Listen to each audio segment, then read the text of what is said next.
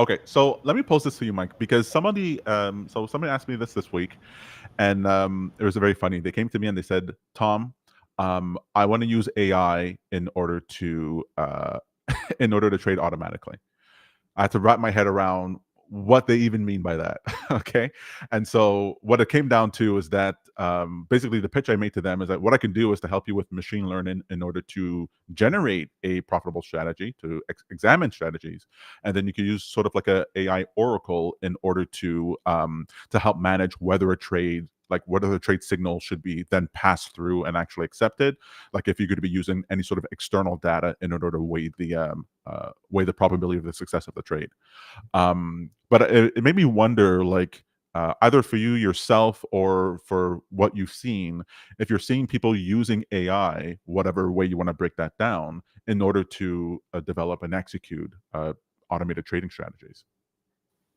Yeah, I think there's a number of ways to use ChatGPT or any of, whatever your favorite LLM is right now. Obviously, most people are using ChatGPT to do a number of things. I would use it for idea generation to sort of clarify a thesis you have about the market because it's well trained on a wide ranging sources of academic research on how technical analysis works, how fundamental analysis works, how the math behind this stuff works.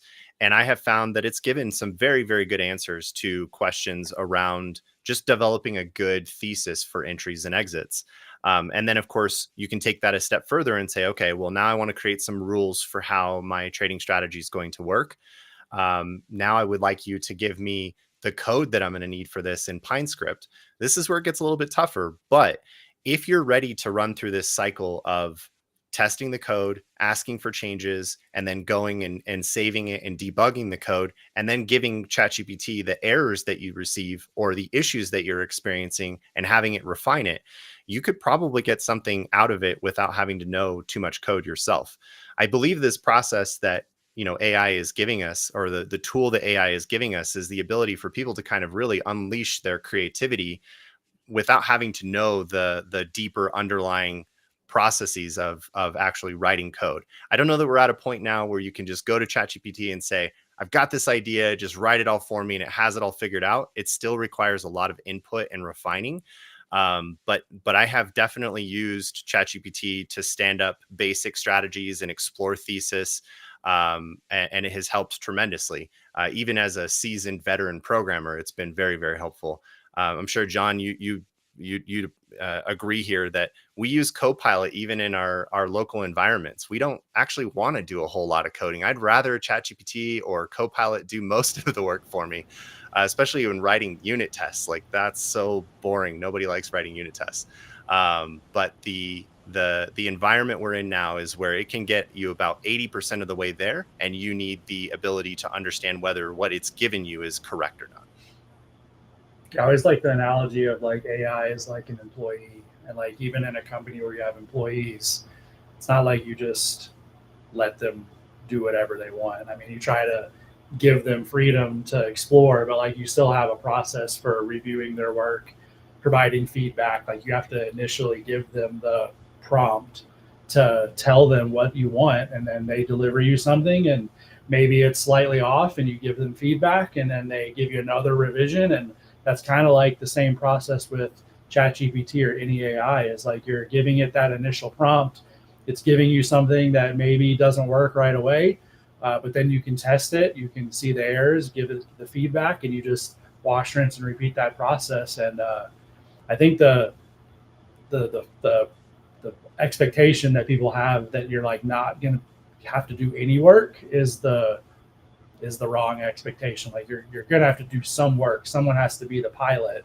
I always like that analogy too, is like airplanes have autopilot, but like you still have someone in the cockpit who's like monitoring everything. And then whenever abnormal conditions come around, like the pilot is there to give input to tell the machine what it needs to do and handle weird fringe scenarios, because that's always going to come up too, where it just does something weird in a moment that you're like, wait, why did you do that? And so having this ability to go back and forth with AI and give it the context for what went wrong I think that's the key. The talent in using AI is really more about prompt engineering. It's making sure that what you're saying conveys all of the nuance and context necessary for it to give you the correct answer eventually. I've been seeing a lot more requests coming in from potential clients who are they use AI to articulate the idea, which I find to be so good. I mean, it used to be like not just this, but in other programming I've done. Sometimes I'm getting a napkin with a doodle on it. Whereas now that they're able to have this conversation, this feedback with AI, then they can ask the system, "Hey, is there anything I've missed that I might want to put in here or talk about or ask?" So that they could put together a comprehensive document in order to send to me and go, "Hey, this is what I'm looking for. This is what I want." And then when they're even asking the systems, "Okay, what would I then need in order to actually complete this whole process from idea generation to execution?" And not uncommon for the AI to then suggest something like TradersPost to be like, "Yeah, you're going to need a third-party bridge in order to get through." And so sometimes, as far as I think, Mike, you're doing this. I'm doing this all the time. I'll have this running conversation with the AI just to get my thoughts out, just to articulate the idea, and to have it, feed back to me like a rubber ducky, just somebody there who's giving me feedback. And then through that whole process, what's great about it is that at the end of that discussion, well, all the text is there, and I can say, okay, reformat all of that information into a markdown document in order to send to a coder. Reformat that into a series of tweets that it could post online. Reformat that into an email it could send to somebody, which is the way I wish more people would think about using AI, as opposed to it needs to do the code. I'm going to paste that into TradingView, and now I'm going to print money. No, that's not the way to go about it. Hey, I got a question related to AI. I always love thinking about this. It's like Instagram, I think, was like one of the first companies to reach like the $1 billion status. And I think they had like 15 employees or something like that. And I've wondered that with the advent of the cloud and AI, in the next, say, 10 years, do you think that we'll have a $1 billion company with only one employee? They're already doing. So I follow these one-person $1 million companies all the time, because you have the whole micro SaaS and solopreneur movement that's happening, where they just connect all these no-code, low-code tools together. They have a proper use case, and now they're making millions. Mr. Beast, but he made it to, what is it, $1 billion with hacking the algorithm for YouTube. And so it's just about, there's no limit to what we can actually scale to. And so somebody's going to be able to figure that out. What I want, do you guys remember the $1 Million Pixel website from like the 2000s or something like that? It haunts my dreams, because that's not. It was a brilliant idea. Yeah, to me that's worse than missing Bitcoin. Like, I could have absolutely done that in an afternoon, and I didn't even think to do it. What I love is when people come up, just the short pitch of it. Somebody created a website called $1 Million Pixel. You can go and for $1 buy a pixel and place your ad on there. And you think to yourself, who's going to want that? Well, it turns out that the novelty of the idea was so interesting, it got some media attention, and all of a sudden, a person made $1 million to pay for their college tuition. You can bet your bottom dollar that your boy Tom tried to then immediately make $1 million pixel website that did not succeed. Sorry to spoil the story there. But what I love is when people are using simple ideas, the simplest idea, the simple meme nugget of an idea, and then scaling that out to as many people as possible, like how Hot or Not used to do. Right? Is this person attractive? Not attractive. Attractive? Not attractive. And it beat out like Match.com for dating. And so, do you guys think have you seen, or do you think you might be tempted to try to take a small kernel of an idea in the retail trading space and then scale that out to $1 billion company? That's what we're trying to do with trading, right? I think we had this idea called TradersPost. Yeah. No, I mean a successful idea. I think a lot of times, like, people, like, in some ways, like, the dumber you are and the more naive you are, like, you have the ability to like try things that other people would be like, oh, that's never going to work, and like, I see it a lot where like people who are really, really smart, like, think of all the reasons why you shouldn't do something when someone who doesn't know any better is just like, why wouldn't this work? And then they try it. And, I mean, finance is a really tough business to break into. And I mean, it's really challenging. I think a lot of people would be afraid or just scared by everything that you're going to have to overcome to do it. But, the trick is just starting. And then, it's like the saying, there's only one way to eat an elephant, one bite at a time. And like, you just got to show up and do one thing and then show up the next day and do another thing. And it's just via that process, day after day, over 3 years, one day you wake up and you have $1 million company. See, that's the thing. I was sort of like, TradersPost is not the dumb person's idea. It takes a lot of work, and guys are constantly at it.